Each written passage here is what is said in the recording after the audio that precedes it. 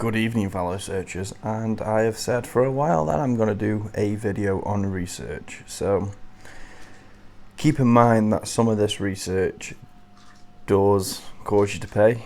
Now, you can still get the same research free, but the problem with the free research is that it's more of a pain. So I do pay for the research myself. Now, I use certain programs and apps for the research, so we're going to do one by one, and I will link here now on the screen on where to stop if it's a particular research you're looking for.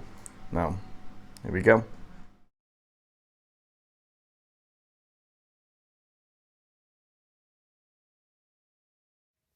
So here we have magic maps. I've just clicked historical environments, and now I'm clicking scheduled monuments, registered battlefields, and registered parks and gardens. I'm zooming into an area that's highlighted, so that orange area showing the scheduled monuments. We have a bit of a map change there, so zooming into it, we can see there is a registered monument right there.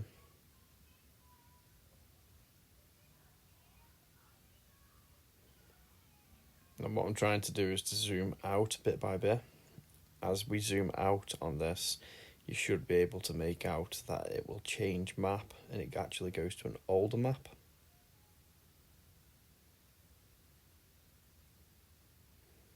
Keep in mind that this map is the one used by the flow. If when contacted, they will tell you to use this map. There we go, we've got a big one there with a moat on it. You can clearly see it written. Zooming in, Castle Hill.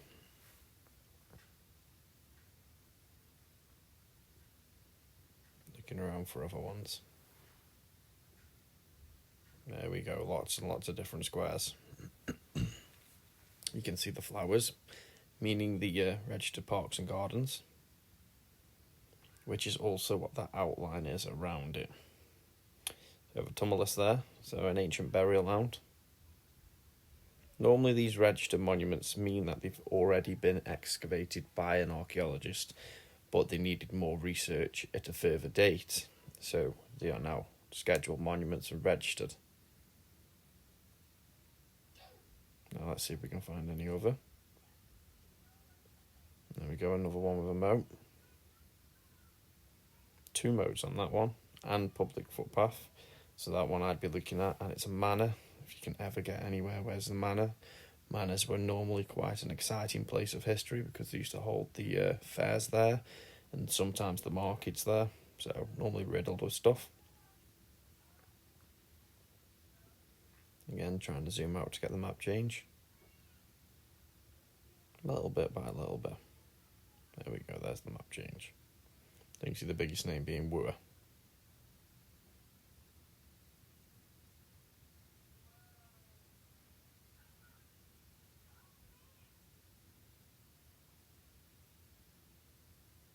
There we go, found a big one there, so let's zoom into that one.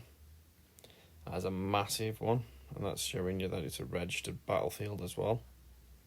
So a lot probably went on there.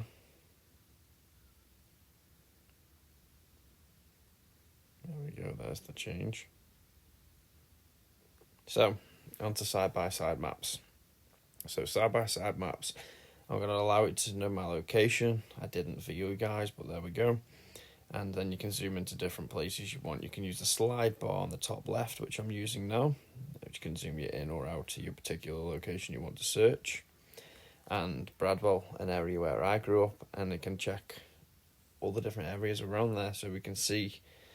I'm zooming into a big field that we've got. It's council owned, this field, and looking for any sort of crop markings in that field. As you zoom out, you can see all the old names on the left. So you can see an oil works, you can see Mount Pleasant, there's a little church symbol, so a church close is always good, and all the different names. Now, some of these names may be a little bit different to the names that you're used to. It's an ironworks, because the names that you're used to at the minute might have slightly changed between them. In Chesterton, for example, it's a known area of Roman history. There's another church. And the dotted lines you can see, they're normally footpaths, public footpaths. So obviously we're looking on a map here from 1885, so we've got a footpath from 1885.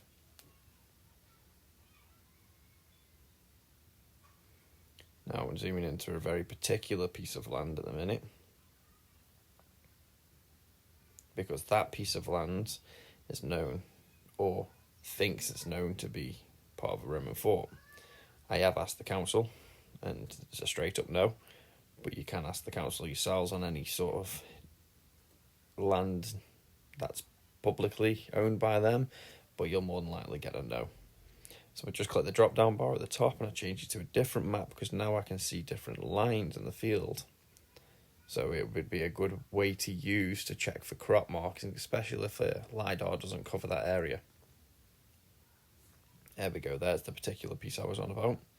So this is known for it, and I believe it's scheduled to be excavated. They still won't let anybody search on it, even beforehand. In this industrial estate here by Mount Pleasant, this was actually a Roman area. So in front of this, there's a very big school, and underneath that school is a Roman fort, and there was a castle after that. And then on the castle, they built the school. You see them dotted lines, which would be the old footpath to the school. To the fort and to the castle. Look at the names though. Castle Street, straight up, it gives you clues. Castle Mount.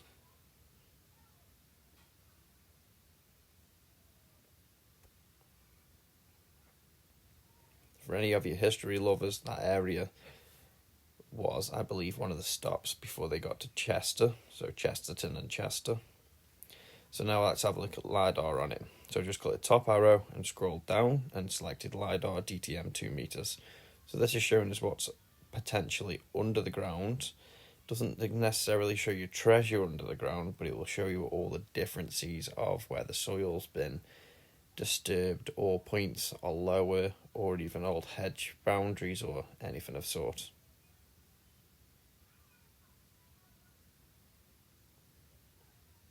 Now on that bit you can see a lot of lines running across it. Them lines are normally your ridge and furrow, which your ridge and furrow come from your medieval ploughing.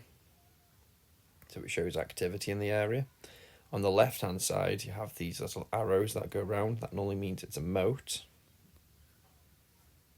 So there was something there, a moat or a trench or something dug down. So I'm clicking through all the different ones just to change the imagery.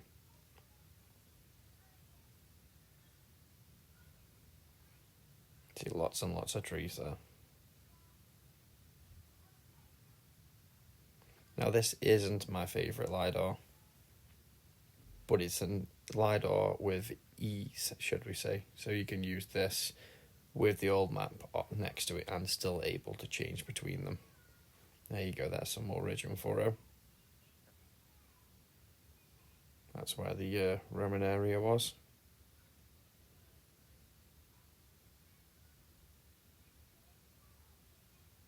It is scheduled as well, but I don't know what sort of scheduling they're going to do with it being under a school. But yes, very interesting sort of way of looking at it. So all different house markings there, row, but you can see everything that's been dug. There's a funky little square. So then we can zoom in, and we can change the map to see what it actually is. So I'll change it to the satellite. There we go. It's a little lake or reservoir.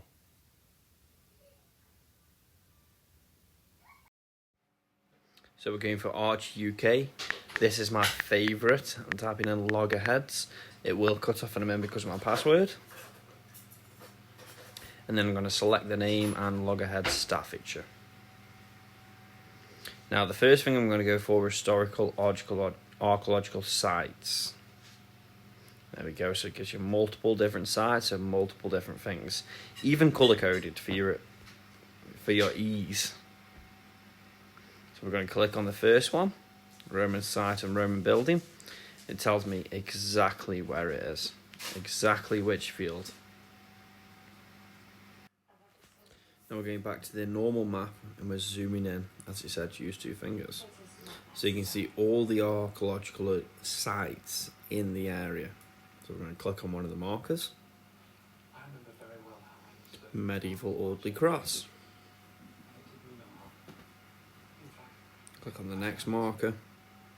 Medieval place called Oakley and Mucklestone. Medieval place called Betton in North Hales. But obviously the markers are colour coded, so we can click on a different one. Industrial magnet fishing hotspot. Bronze Age socketed axe found, so Bronze Age in the area.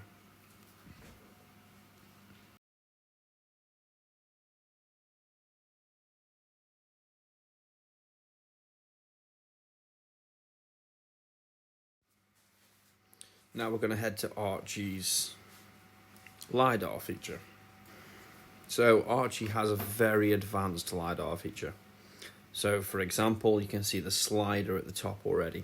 So slide left to view the aerial photograph. So we can zoom into where we were at, which is there. There's currently no Lidar in that area, so we're going to go next to it.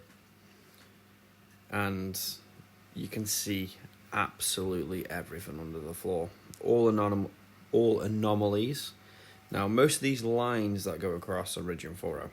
So your ridge and furrow clearly shows medieval ploughing, or even pre-medieval ploughing. Now, I'm using the slider at the top to turn it from normal map to Lidar, so you can change between the two. So if you find a very particular anomaly on, like, what is that? There you go. So zooming in on that square, and you can change. You can slide the bar to see. There you go. It's a reservoir. But there was a circle right next to it there, which disappeared when we were on normal map. That would be an interesting one. So there's lots of areas to look, and you can look everywhere for this. So you can muddle all these informations together to try and find yourself the same spots, or a very good spot, like, okay, here's where we want to be looking. So zooming in again randomly to see what we can see. Now we can see there's different anomalies. There's a line all the way across that one there. Normally them lines across are just drainage.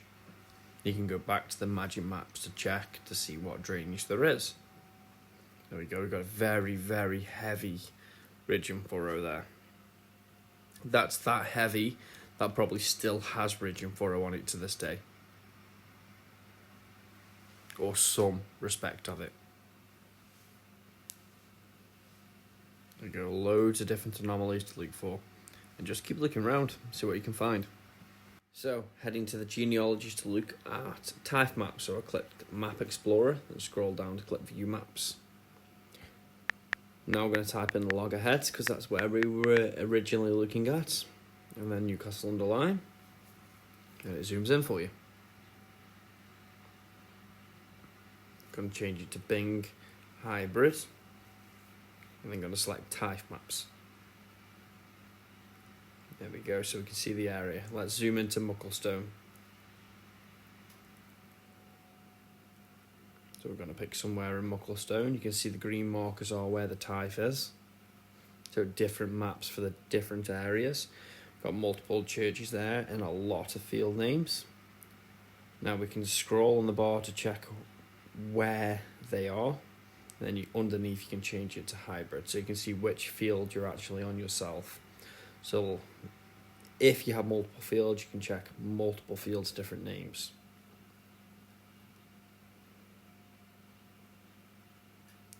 Now I've clicked this one, and we've clicked the map, and it's brought up another map.